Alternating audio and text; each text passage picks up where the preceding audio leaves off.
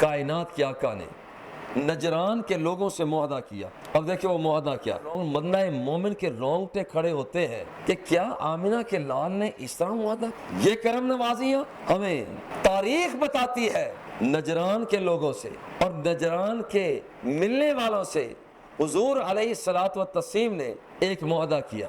ولی نجرانہ وہ حاشیتہا ذمۃ لمحمد صلی اللہ علیہ وسلم. حضور علیہ الصلوۃ والتسلیم نے ایک معاہدہ کیا. علی دمائہم، کائنات کیا کیا فرماتے ہیں تم ہو غیر مسلم مگر تمہارے خون کی حفاظت میں مصطفیٰ کروں. یہ جینے کا طریقہ. تو میں وانفسہم، جان تمہاری ہے حفاظت میں کروں گا. وملتہم، ملت تمہاری حفاظت ہماری. وارضہم واموالہم، زمین تمہاری حفاظت ہماری، مال تمہارا حفاظت ہم کریں گے. ورہبانیتہم، راہب عبادت گزار تمہارے ان کی بھی حفاظت ہم کریں گے. یہ اسلام کی صورت ہے، یہ اسلام کا نقشہ ہے. اور بات یہاں تک نہیں، وَأَسَاقِفَتِهِمْ، وہ جو گرجوں کے اندر رہ کر عبادت کرنے والے یہ تمہارے، مگر ہم عہد کرتے ہیں ہم ان کی نگرانی کریں گے. وہ تو تثلیث کے پجاری، سرکار فرماتے ہیں ہم ان کی حفاظت کریں گے. وَغَائِبِهِمْ وَشَاهِدِهِمْ، معاہدہ کے درمیان یہ بات آئی لوگ کچھ حاضر ہیں اور کچھ حاضر نہیں ہے. حضور ان کا کیا بنے گا؟ فرمایا جو موجود ہیں ان کی بھی حفاظت ہم کریں گے، جو دور ہیں ان کی بھی حفاظت ہم کریں گے. یہ اسلام کا نقشہ، یہ اسلام کی صورت. پھر فرمایا وَبَعْثِهِمْ، مسئلہ یہ پیدا ہوا کہ اے محمد صلی اللہ علیہ وسلم، نجران کے لوگوں نے کہا تو ہمارے تو مویشی بھی ہیں. کائنات کے آقا نے فرمایا وَبَعْثِهِمْ وَأَمْثِلَتِهِمْ، تمہارے مویشیوں کی بھی حفاظت ہم کریں گے اور تمہارے قافلوں کی حفاظت بھی ہم کریں گے. یہ معاہدہ ہے. لا یغیر ما کانوا علیہ، دیکھو جو تمہیں سہولتیں دستیاب ہیں، جو تمہیں سہولتیں مل رہی ہیں، میں معاہدہ کرتا ہوں ان سہولتوں میں کوئی کمی نہیں کی جائے گی. اب یہ حضور معاہدہ فرما رہے ہیں، تو عام بندہ نہیں، حضور معاہدہ فرما رہے ہیں.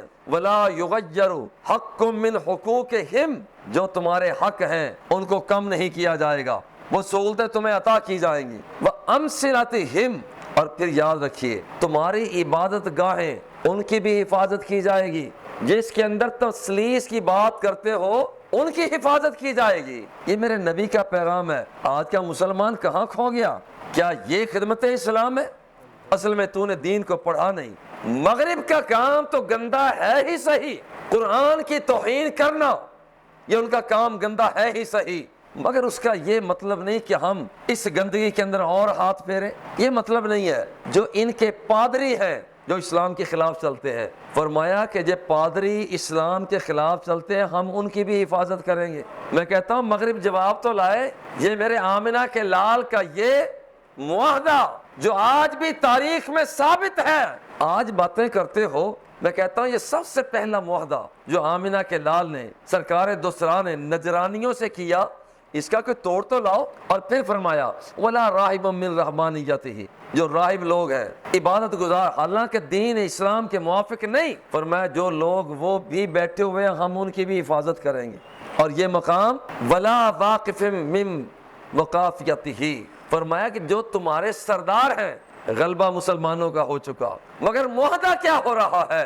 لوگ جب غالب آتے ہیں سرداروں کو پائمال کیا کرتے ہیں، ان کے بڑوں کو کمزور کر دیا کرتے ہیں، ذلیل کیا کرتے ہیں، مگر یہ میرے مصطفیٰ کا معاہدہ ہے جو تمہارا سردار ہے ہم اس کی بھی حفاظت کریں گے.